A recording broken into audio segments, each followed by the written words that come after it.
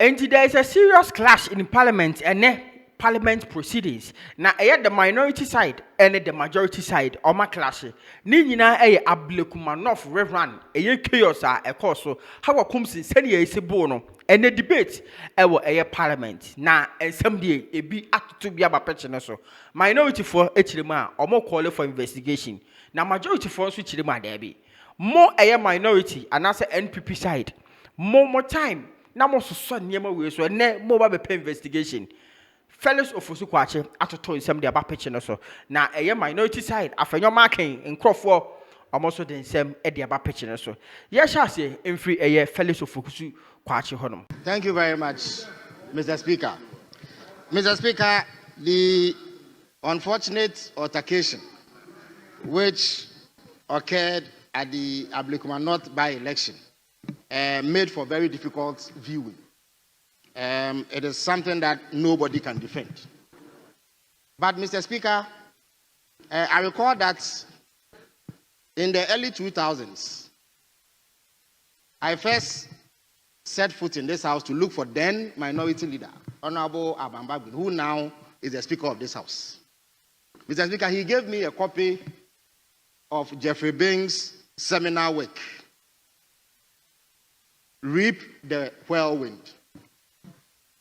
Little did I know that that title was actually a famous biblical verse, which says that you have sowed the wind and you shall reap the whirlwind. Mr. Speaker, let me place it on record. Go to Josiah. Let me place it on record. I was a student at KNUST. Yes. I was a student at KNUST. I was a TAIN executive. But Mr. Speaker, you are not supposed to answer anybody. Well, it was just by the way. Listen to each Mr. other Speaker, in silence. A critical test must be had on anything that members of the new patriotic party say in respect of this particular incident. And it is a test of sincerity.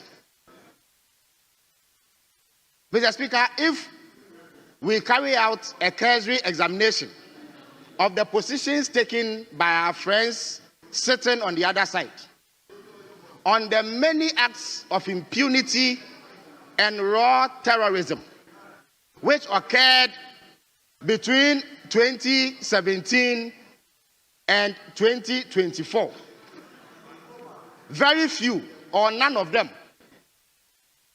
would have been heard condemning those incidents. Mr. Speaker, no sooner had they come into power than they form groups with blood-curdling names, such as Invisible Forces, Delta Forces, and what have you. Mr. Speaker, we witnessed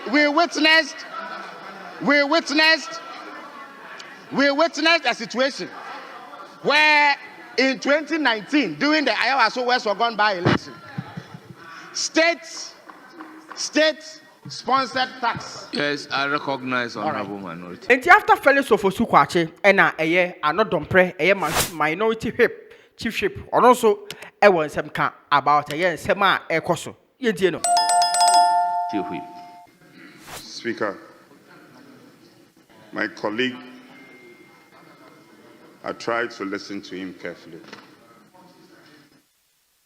Speaker, I'm relying on Order 93.5. I said 93.5. And then, Speaker, further relying on Order 1232. Speaker, my colleague used expressions such as words, terrorism.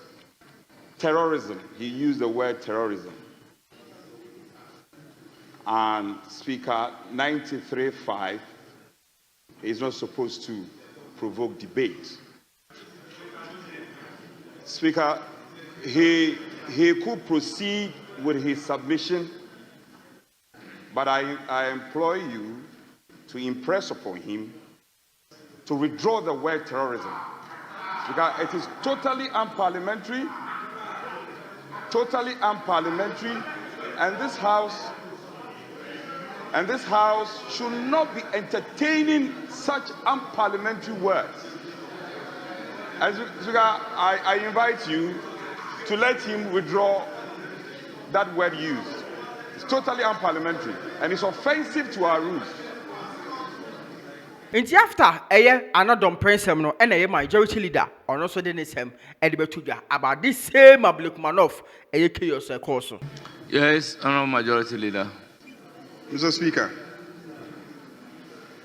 I think that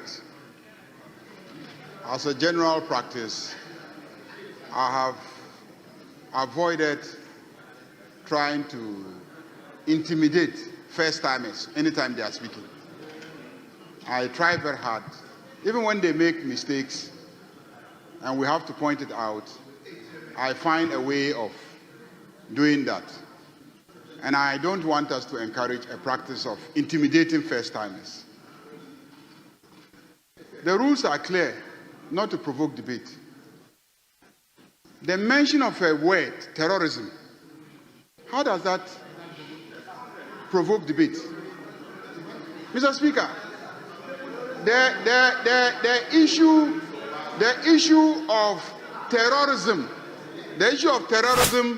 in electoral campaigning engaged this House to a point where we had to enact a legislation. We enacted a legislation on the matter. So when he's given a historical account, and simply refers to the word terrorism, how does that provoke debate? It doesn't provoke debate. So I urge you, Mr. Speaker, let the contributions continue.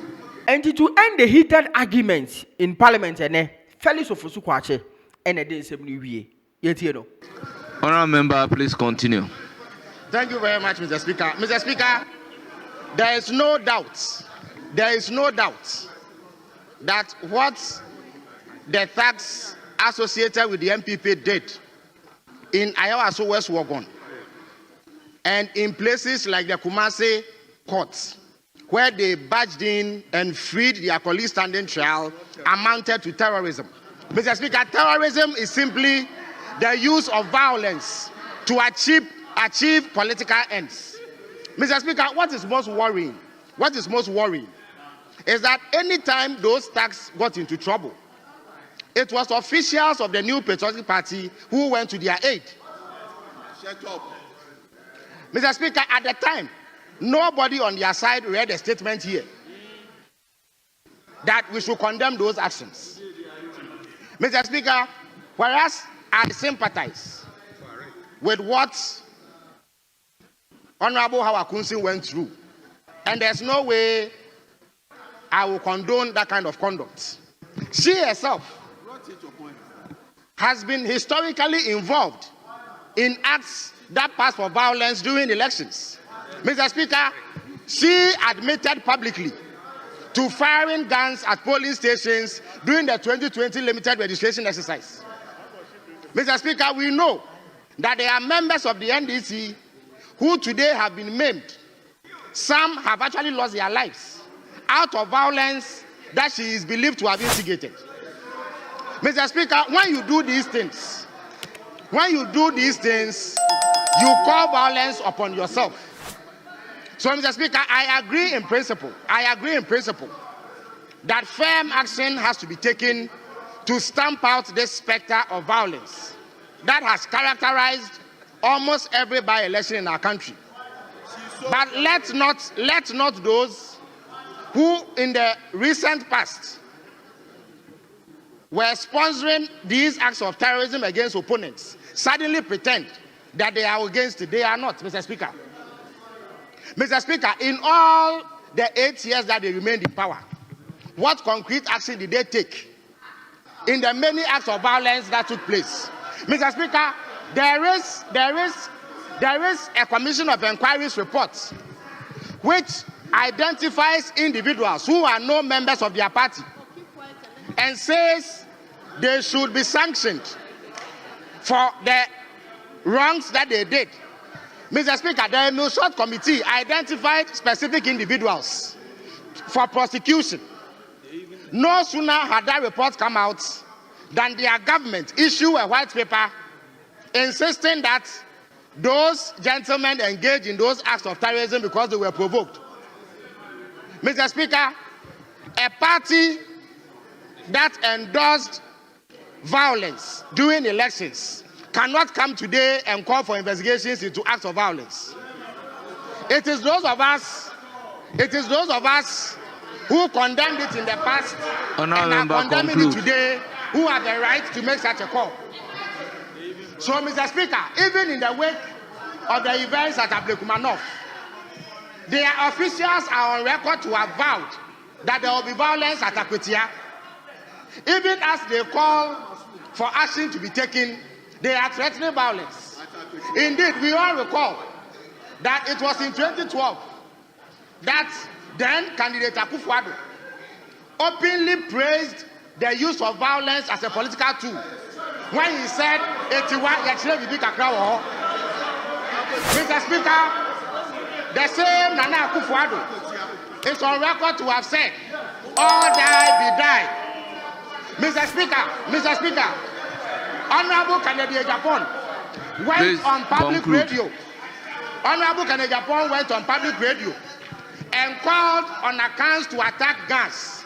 Mr. Speaker, when he was prosecuted and released by a court, they carried him shoulder high and poured powder on him to celebrate those comments. People with this kind of record cannot possibly purport today to be opposed to terrorism and acts of violence. So, Mr. Speaker, let us have a discussion about sanitizing our politics. But let us eschew insincerity and duplicity in the discourse. Mr. Speaker, let us take firm action against those who threaten violence at elections. But let us not accept hypocrisy. Let us not accept the politics of convenience. That today it is Honorable member, your and time so all is hell up. must break loose. Mr. Speaker, I am for strengthening the laws against electoral violence. Let the law take its full course. Honorable, no matter who your is time involved. is up. Thank you very much, Mr. Speaker. Yes. That is that about the parliament proceedings. Ablekuma North Rerun, a home command, Moody, our parliament. That I say, we can't, no, we are so hard, no, we are so hard. Shut up, Nina, Abam, our honor. Aha, I don't want to be chattering.